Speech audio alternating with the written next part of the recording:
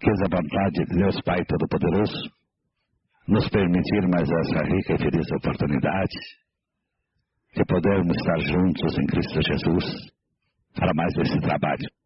Vamos, meus irmãos, nos harmonizar. Vamos em busca das forças benditas de Deus Pai Todo-Poderoso, para que cada um na sua individualidade no dia de hoje possa realmente receber tudo aquilo que necessita para a sua vida terrena, para a sua vida espiritual. Vamos emitir manhãs, silenciosamente, harmoniosamente. Vamos nos mediunizando para iniciar o nosso trabalho. Manhã. Sabe Deus, meus irmãos, vamos hoje novamente iniciar com a conduta doutrinária. É um trecho de uma das cartas da tia, onde ela diz o seguinte: quando assumimos o compromisso de embarcarmos nessa viagem, viemos equipados do bem. Assumimos o compromisso para o reajuste de um débito, o qual não somos obrigados a assumir. Porém, tão logo chegamos, pagamos centil por centil do que prometemos. Meus irmãos, entre nós, falando francamente, há dois tipos de karmas. Aquele que muitos querem, desejam que seja karma, ou se escondem, às vezes por seus atos não muito decentes, alegando karmas, né?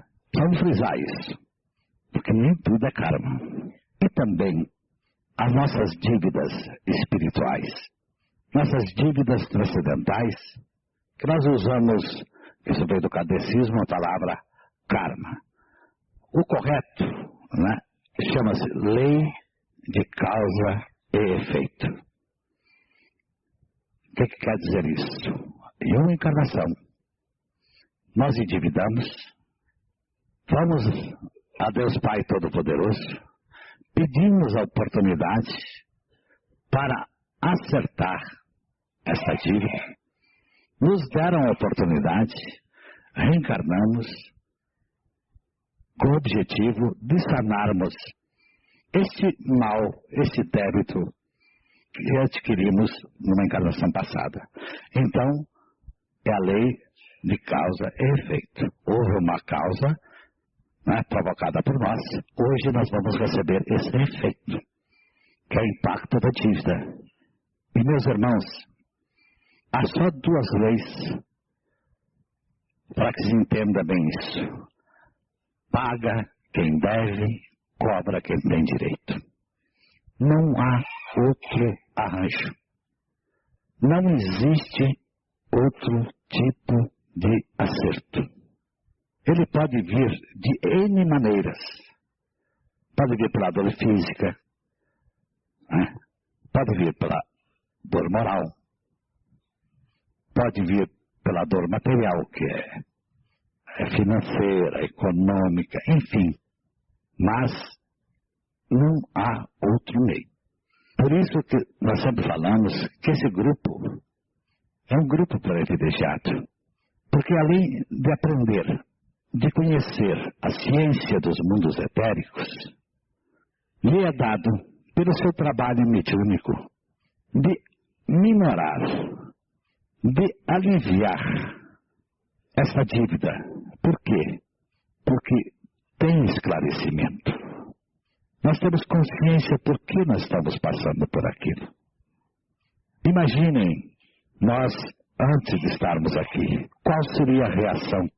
Será que nós sobrevivíamos a determinadas situações? Será que estaríamos como estamos hoje se passássemos por onde já passamos? Meus irmãos e meus mestres, se Pai Seta Branca pudesse, Ele nos levaria todos de uma vez só, para a nossa origem. E lá, estaríamos todos felizes. Só que há um porém. Para se chegar na origem, nós falamos da origem do terceiro ciclo com os senhores, já não falamos? Falamos ou não falamos? Falamos. Então, eu comentei, é o céu. Para que lá possamos chegar, Nós precisamos ter a tranquilidade de encarar a todos que estão lá. Nós temos que ter a tranquilidade de não se envergonhar de ninguém que nós formos encontrar na nossa origem. E isso só poderá acontecer se nós não tivermos débitos nenhum com eles. Vocês estão me entendendo o que eu quero dizer? Então, meus irmãos, nem Jesus, nem Pai Seta Branca, ninguém, nem um bendito preto velho, uma bendita preta velha, um caboclo, ninguém, meus irmãos, poderá resolver o nosso problema. Cada um de nós tem que assumir essa responsabilidade conscientemente. E de que maneira seja que ela chegue até nós,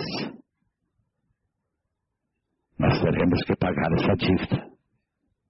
Muitos se endividam mais, outros preferem deixar a situação do mesmo jeito.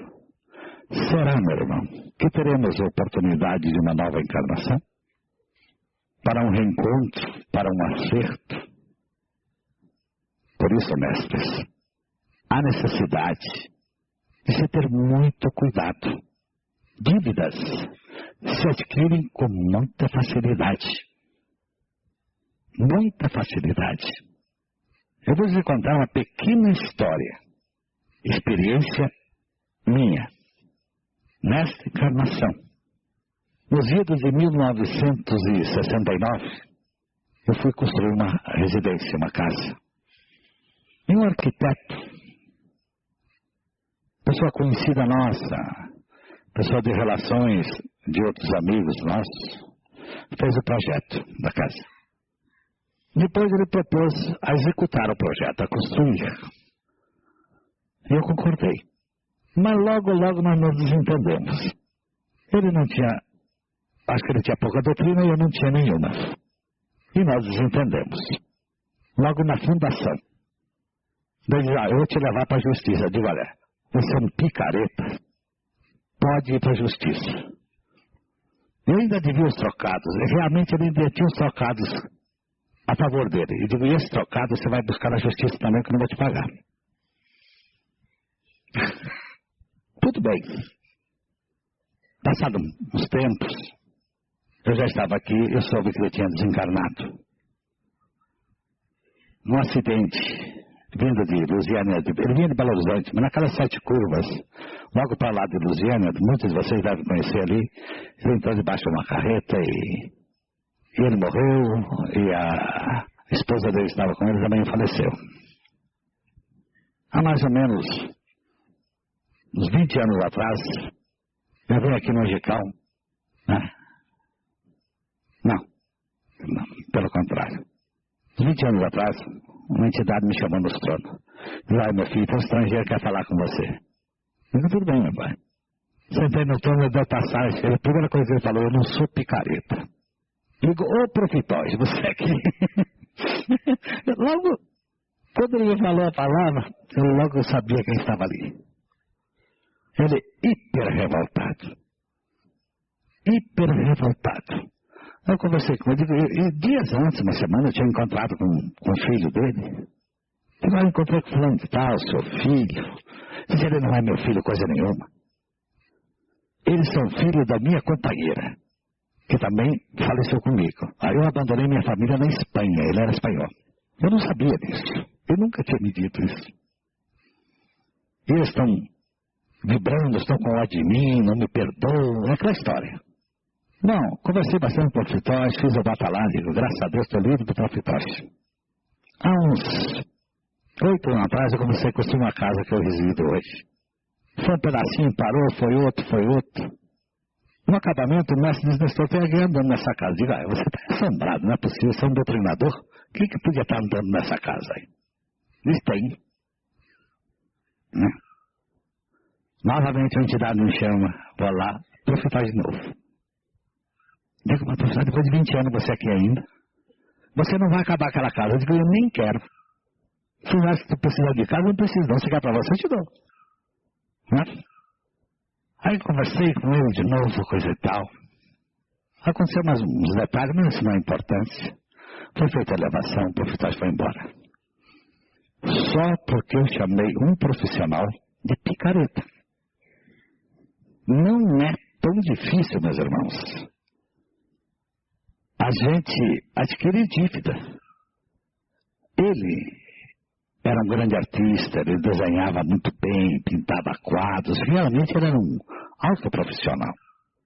E isso o feriu, não pelo dinheiro.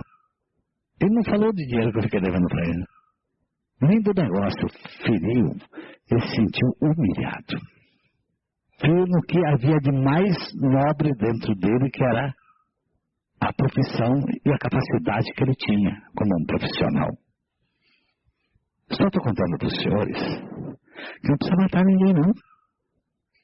E principalmente, meus irmãos, nós precisamos ter muito cuidado. É com a família.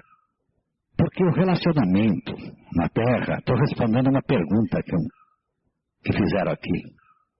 O relacionamento na Terra, a família terrena é família kármica.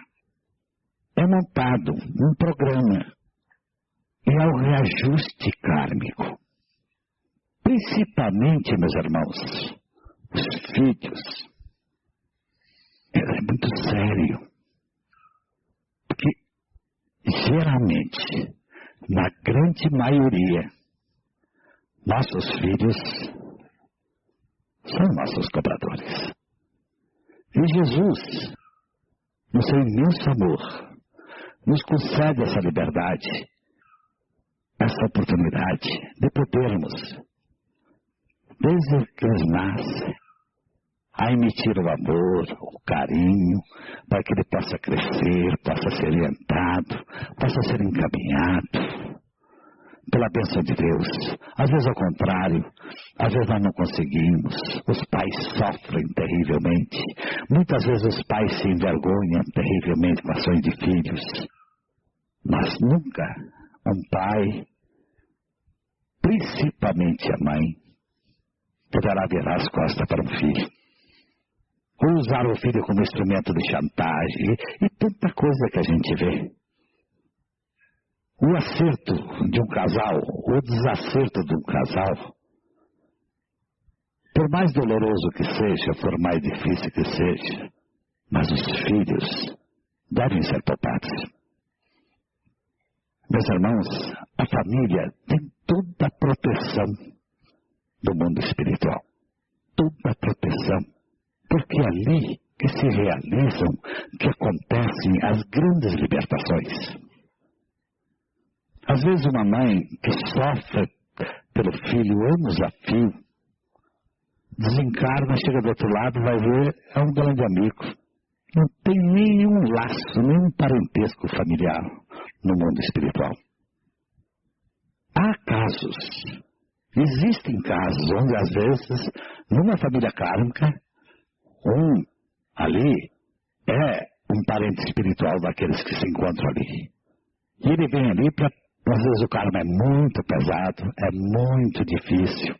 Ele pede a Jesus a oportunidade de vir ali para poder ajudar para que aqueles espíritos se reajustem por amor. Vocês estão me entendendo, meus irmãos? Eu estou conseguindo alcançar a cabecinha de vocês? Então vejam bem, nós, conhecedores da doutrina de Jesus o Caminheiro, temos todas as condições de percorrer o nosso trieiro kármico e se reajustar por amor. Basta que tenhamos consciência do que está acontecendo em torno de nós. E para que isso haja, meus irmãos, para que haja realmente essa consciência, nós precisamos trabalhar espiritual, porque a evolução acontece no trabalho espiritual, na manipulação de energias, no aprendizado junto aos mentores, junto às mensagens que nós ouvimos. Às vezes estamos trabalhando com a entidade, quantas mensagens lindas que nós assistimos, quando realmente estamos imbuídos pelo trabalho, que estamos ali por amor. E não como muitas vezes acontece, o doutrinador está desligado e sai uma interferência. Meus irmãos, são as mensagens que são dadas para esses queridos pacientes que aqui chegam. Se nós ouvirmos e aproveitarmos 1% de cada mensagem, todos nós estaríamos muito bem. Meus irmãos, o karma não é um negócio. A nossa corrente é kármica. A corrente indiana do espaço, do Oriente Maior, é uma corrente kármica, meus irmãos. É a corrente onde acontecem N reajustes, inclusive entre nós mesmos. Agora imagine, se nós não conseguirmos superar na nossa família, nós vamos conseguir superar aqui? Vamos não. Nós temos condições de levar essa missão para frente. Vocês acreditam que em casa nós somos uma coisa que somos outra? É possível? O que vocês acham? Meus irmãos, nós temos que pensar, raciocinar. Nós podemos ser espertos. Nós podemos enrolar um aqui, outro ali. Mas, na realidade, nós não vamos enrolar nunca, porque a nossa consciência não permite. E essa consciência nos vai acompanhar além do túmulo, meus irmãos. É a mesma. E no mundo etérico, no mundo dos espíritos, é ser ou não ser. Não importa se seja do lado evoluído ou do lado involuído. É ser ou não ser. Nós somos o que realmente somos. Nosso maior juiz é a própria consciência, meus irmãos. É o que nós vamos realmente enfrentar. Por que uma reencarnação é tão valiosa? Por que uma reencarnação é uma bênção divina? Porque, meus irmãos, aqui nós não sabemos quem é quem realmente. Aqui cada um está num escafandro de carne e osso, que nós chamamos plexo físico, mas nós não estamos vendo quem está por trás ali. E se nós pedirmos um copo d'água se tiver com sede, ele pode não ceder. Se ele negar, o outro cede. Se pedirmos um prato de comida, se batermos em 10 casas, 9 podem negar, mas um dá um prato de comida. No mundo espiritual não tem disso não, meus irmãos. Lá não tem essa caridade, não. Lá não existe isso não. Ó, isso mesmo. Lá você não ganha um bônus se você não trabalhar. Você não ganha nada. Um gole d'água. Nada. Sim. É assim. Lá não tem essa caridade, não. Lá é o mundo da razão. E tem uma coisa. Ninguém pode fazer, nem que queira, não tem jeito. Não pode. É o mundo da razão. É o mundo, vocês vão encontrar cartas da tia, é o mundo onde as razões se encontram.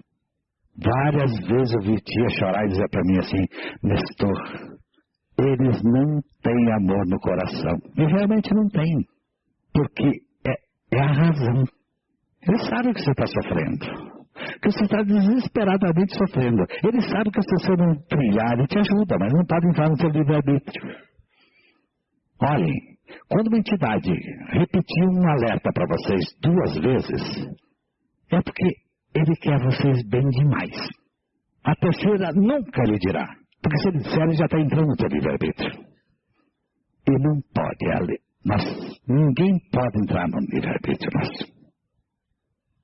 Creiam-me, há entidades que têm tanto bônus, que com certeza poderiam levar o filho espiritual deles aqui da Terra, se for possível até com o corpo e tudo, desintegrar em qualquer lugar, não. Altíssimas hierarquias, e não podem fazer nada. Ele terá que se evoluir pelo seu aprendizado aqui na Terra, pela sua caminhada. É a razão, meus irmãos. É a lei universal. Paga quem deve, cobra quem tem direito, meus irmãos. Salve Deus. Bom, o que é karma nós já vimos, né? O que é a lei de causa e efeito nós já vimos, né? Que é a mesma coisa.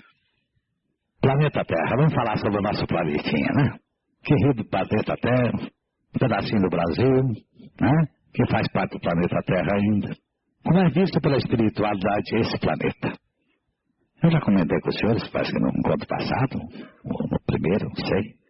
Aqui, essa Terra abençoada, para o mundo espiritual, aqui é uma prisão. Esse planeta foi preparado por Jesus. Depois ele desceu aqui, veio aqui, né? Trouxe a mensagem do sistema crístico. Construiu casas transitórias. A missão de Jesus não foi só trazer a mensagem. A grande missão de Jesus foi construir uma série de casas transitórias para que facilitasse essa movimentação de entidades, de espíritos que reencarna, desencarna, fica preso numa colônia determinado tempo para se esclarecer, ser doutrinado, o outro vai para uma colônia mais evoluída e assim por diante. O que nós chamamos de sistema crístico. Se algum parente dos senhores, qualquer um dos senhores que estão me ouvindo aqui, perguntarem, cadê fulano de tal? Ah, fulano de tal está na Terra pagando pena. Chama-se reencarne. Salve Deus. Devemos obediência às leis físicas da Terra? Claro. Vejam bem, se nós somos físicos, nós estamos diretamente presos à Terra. Nosso corpo é um corpo animal. Se nós formos contra as leis da natureza, que nós chamamos leis da natureza, não é isso? Nós estamos indo contra nós mesmos. Sabe Deus? E é tanto que a mensagem do Pai diz, as leis físicas que te chamam a razão são as mesmas que te conduzem a Deus. Sabe Deus? Então, meus irmãos, não tem como, sabe Deus, não tem como burlar as leis físicas da Terra, porque nós somos físicos. Nós também somos natureza. E esse habitat do nosso espírito, a Terra vai o consumir um dia. Nós somos racionais, mas temos um corpo animal. Sabe Deus? Quer dizer, se quisermos ser felizes, teremos que trilhar as leis da Terra. Sempre tendo em mente que quando termina o nosso direito, começa o do vizinho. Porque muitos irmãos queridos entendem que ele só é médium quando ele coloca o uniforme. Ele tirou o uniforme e deixou de ser médium. É possível isso? Falar de amor, meus irmãos. Fazer o que eu estou fazendo aqui agora. Falar de doutrina é fácil. Agora, praticar, quer dizer, transformar esse conhecimento nosso em energia, em trabalho, na prática, ele é muito difícil. Nós precisamos tentar, passo a passo. Primeiro, ser tolerante. Ter paciência, depois ser tolerante. Devagarinho nós passamos a observar que as pessoas, todo ser humano, por mais terrível que seja o quadro dele, ele tem coisas boas. E se nós vibrarmos com essas coisas boas que ele tem, ele poderá ter a oportunidade de melhorar. Como nós melhoramos. Por que nós melhoramos? Porque alguém, nosso pai, nossa mãe, um professor, um amigo, uma entidade, não importa.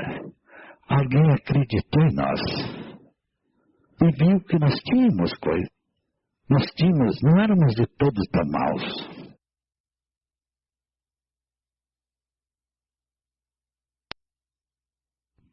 A evolução, o que é a evolução, meus irmãos? É perceber as pequeninas coisas que para a maioria são insignificantes. Sabe Deus? A Terra passará por uma transformação nesse final do ciclo. Bom, meus irmãos, esse planeta, na contagem dos engenheiros siderais, sabe Deus, ele está no 5º ciclo. Quer dizer, ele já chegou à fase adulta, à fase do amadurecimento. No 7º ciclo, que nós não sabemos quando será, pode ser amanhã, pode ser daqui não sei quantos mil anos, esse planeta, ele passará a agasalhar espíritos de uma outra faixa hierárquica. Ele vai se evoluir, ele vai se tornar etérico para os físicos, entendendo? Que por algum lugar o detectarem. Ele está em plena transformação. Ele já foi muito agredido por nós. Quando falo nós, os moradores desse planeta, de todas as maneiras possíveis. A Terra é viva. Tudo vive na Terra. Tudo vibra. Ele também vibra. E ele está muito impregnado, muito pesado. A aura do planeta Terra, a crosta está terrível.